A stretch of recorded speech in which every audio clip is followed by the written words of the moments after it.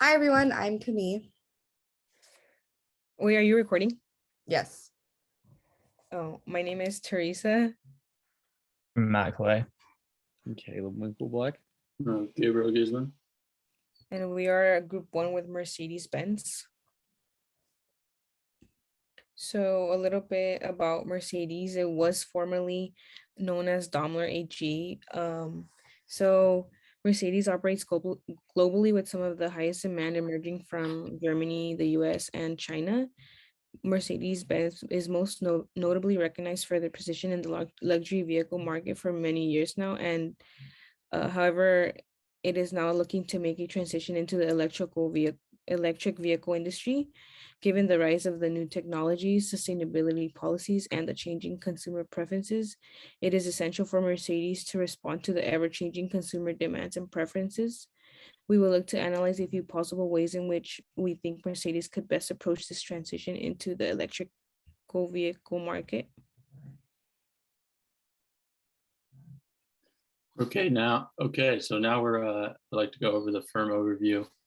So Mercedes' vision is to maintain a sustainable advantage by improving their financial strength by not only targeting the premium market, but also through embracing new segments and concepts of mobility. So in support of this vision, they have developed Ambition 2039, and this is to have an emissions-free fleet of vehicles, which they explain that with this vision, they are committed to climate protection and air pollution. But further explain that this is a core element of their business strategy. Mercedes is known for their powerful classic performance-made motors, which is the heart of their company and makes them stick out amongst most luxury brands. Current leaders are confident in their global network and worldwide production. And so far, their existing strategy with currently includes release of 3 models in 2022 to support their vision. Okay, so here, just to give an idea of where our recommendations are coming from, we've got on the left side a few incumbent brands like BMW, Audi, Porsche, Mercedes would live on this side. And then on the other side, we have newer brands like Tesla, that you all know, and maybe less known, Lucid or Polestar. And, we present these two groups because this is an interesting time in the market. There are incumbents with a lot of capital, and there are startups that have bright ideas and a lot of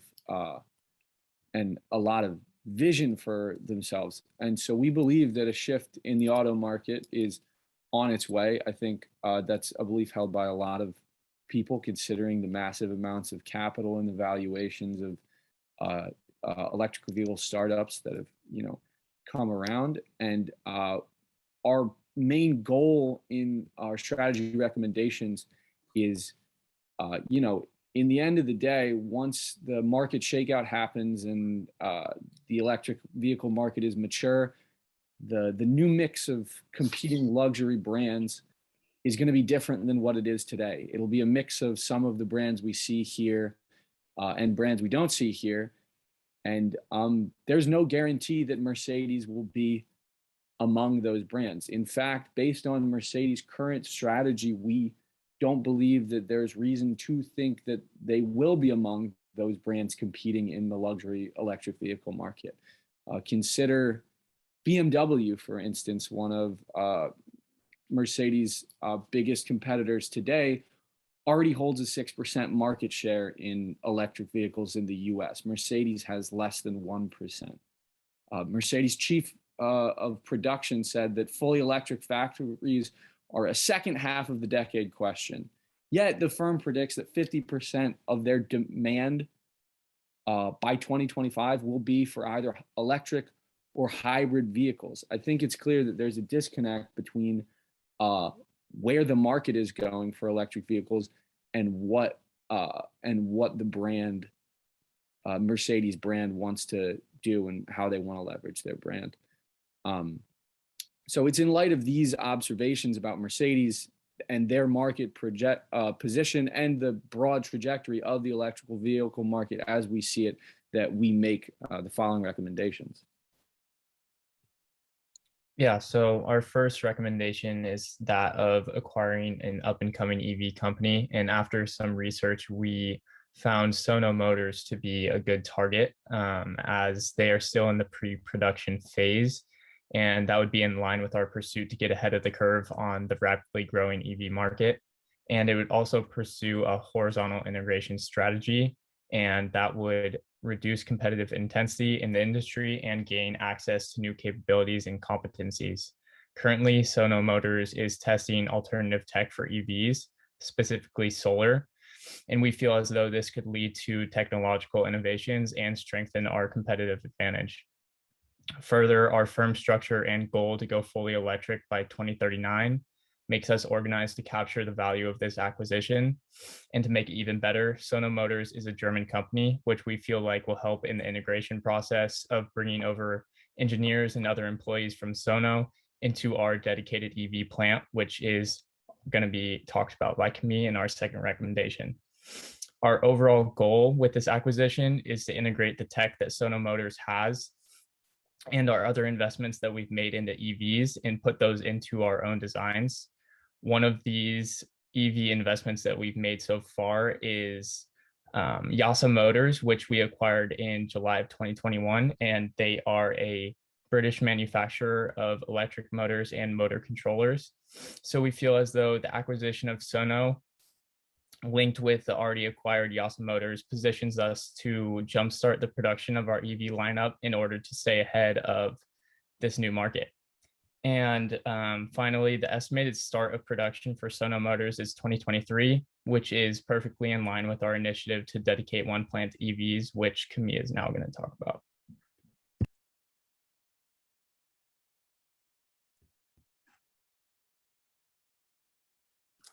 As Matt introduced, our second recommendation is for the conversion of a Mercedes-Benz manufacturing plant to produce solely electric vehicles. Now that we have made those investments and would like to with the acquisition of Sonos Motors, it is important to start production as soon as possible. The specific plant we have in mind is Factory 56, located in Sindelfingen, Germany, as it produces over 300,000 vehicles every year. And according to Mercedes, this factory is actually one of the most modern automobile production factories in the world, and it is 100% carbon neutral. Every day, innovative technologies and processes are implemented, so this is why we figured it would be a great candidate for our electric vehicle plant. Factory 56 is also considered to be the blueprint for future vehicle productions by Mercedes-Benz cars worldwide, and in the future, batteries for electric vehicles will also be produced at this site, making this an ideal location. Like Caleb mentioned earlier, the Mercedes chief of production said that the firm expects 50% of sales to come from hybrid and electric models by 2025, and said that an all-electric vehicle plant is a topic for the second half of the decade. This is a position that illustrates the weakness in the Mercedes strategy. This is why we believe that they need to develop this manufacturing plant in order to pursue their position.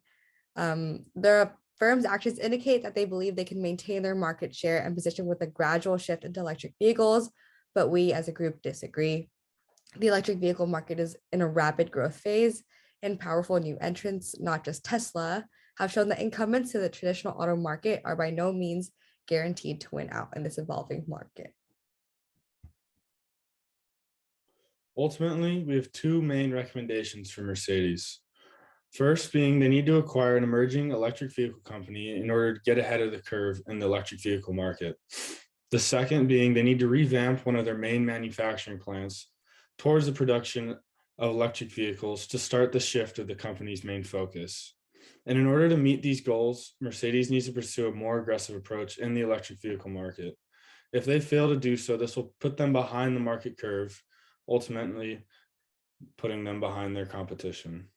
Thank you. We look forward to hearing from you for feedback.